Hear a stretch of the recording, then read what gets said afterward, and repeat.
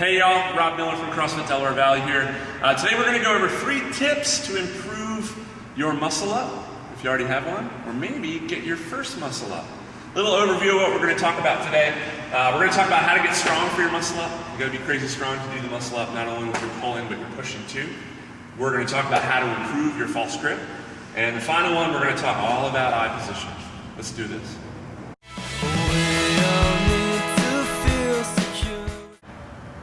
Alright, so the first thing we're going to talk about with the muscle up is how to get strong. Before we do that, let's have Chris Full, who's one of our instructors here at CrossFit Delaware Valley, an excellent kettlebell coach as well. He's going to demonstrate the muscle up for you.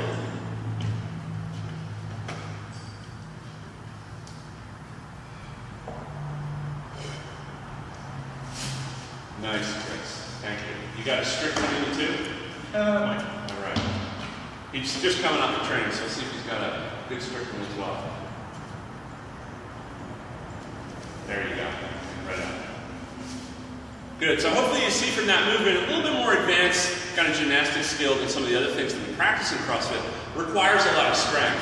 You got a big pulling component up front, and then once you turn the thing over, you have to be able to dip yourself out. The key thing here with getting strong is progression, right? We don't start people on this movement. We start much, much lower, right? So when we think about what's the pulling power required to do that, a great place to start would be rowing, right? Doing ring rows, doing body rows on a bar, doing dumbbell rows and barbell rows, trying to get that back strength taken care of. You know, in some sense, other functional movements that you do are going to help support this.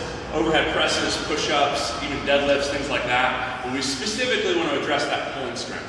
Right? A big thing to note about that pulling strength is as you're progressing up that ladder, getting good at rowing, then getting good at pull-ups, maybe getting good at a rope climb, all those different things, is to don't spend too much time on one piece of the progression, right? So it wouldn't be really smart to say, hey, I want to get to where I have 30 pull-ups in a row. Let's take that pull-up version and make it harder. So a couple of examples there would be, hey, let's start with a regular chin-up, right? We can do 1 chin-up. Then we get to about 7 or 8 reps. Then we move on to a chest to bar chin-up. Then maybe we're doing those uneven chin-ups. Try that uneven chin-up. Show them what that looks like real quick.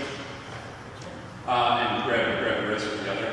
Yeah, this is a version that's a little tougher, right? And then you can do, those type of things to try and get stronger and move along that curve and try to actually have a plan rather than just loading up with a ton of repetitions.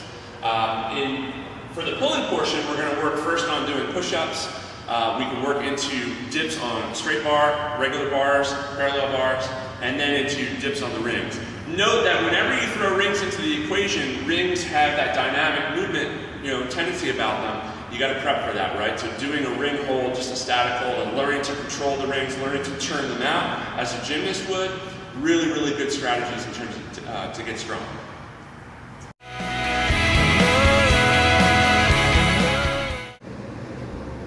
Alright, so the next piece, your false grip. When you're exposed to rings for the first time, you probably walked up to a set of rings and just grabbed them like this, right?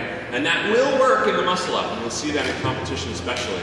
But the disadvantage to an open grip, a regular grip pattern for this thing, is that your arm is going to be longer, and then as you turn over, you almost have to let the ring go and reset for the dip, right? Because you're not going to dip with a bent wrist. Right? So when you're learning the thing, up front and trying to get your first muscle up, we recommend employing the false grip. Here's Chris, who's just going to demonstrate maybe a 3-second false grip hold. Take a look at the way he's gripped the rings here. This is sitting right on I think it's the pisiform, the triquetrum. There are bones in the wrist, right? Little bones, thank you, that kind of dovetail into the ulna here. And that little junction, for most people, is not conditioned to do ring work, especially right when you start. I think the point that we want to make here is that you got to get good at false grip, right? You have to practice this thing. You have to make it completely bulletproof so that it's not a weak point in your training. Again, back to the strength pieces that we talked about before, you can start to employ the false grip, right? Taking the ring, setting your hand at 6 o'clock and pulling around. You can employ that with your ring rows, right? You can employ it with pull-ups. Have you ever done one with just a hang from the bar with pull-ups? Just show them what that looks like. And trying to get better at that and not have you choke up on it a little bit more. Yeah, there you go. Really choke up on it. And just holding that position, maybe doing a pull-up from there.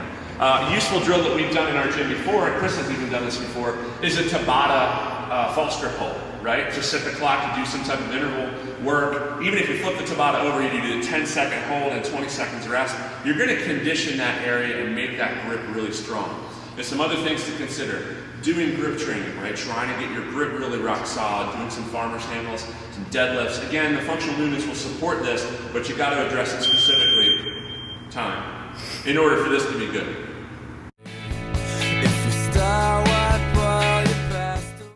All right, I've taught a lot of people how to get their first muscle up, including in our gym, also at the level 1 seminars. Biggest tip I have for you today, eye position. Where are your eyes? When you start the muscle up, you're on this plane hanging below the rings. I want the eyes to be forward and looking on the horizon. As you come to the back portion and get ready to pull, I want your eyes to come up, exposing the sternum. And then as you pull and come through, I want your eyes to be looking at the ground. That one eye cue has gotten more muscle ups in my experience than any other, because most of the time people don't have their eyes in the right plane and they're not exposing their sternum. Let's watch Chris and have him do a muscle up. And again, just watch his eye position. Eyes are on the horizon. He's going to look up as he pulls, and then the eyes snap through and look at the floor. Okay? Thank you very much. This exposing the sternum can be so important. Remember, if you just keep your eyes on the horizon and try to pull, that sternum is hidden. You're not going to have the range of motion that you're looking for. But if you look up and bow back and expose that target of the sternum, you can pull low, and that's where you can turn over. Guys, I hope you've enjoyed our muscle up tips. Hell yeah, nicely done on the demo. We'll check you out in the gym. Check out our blog for more tips, and thank you.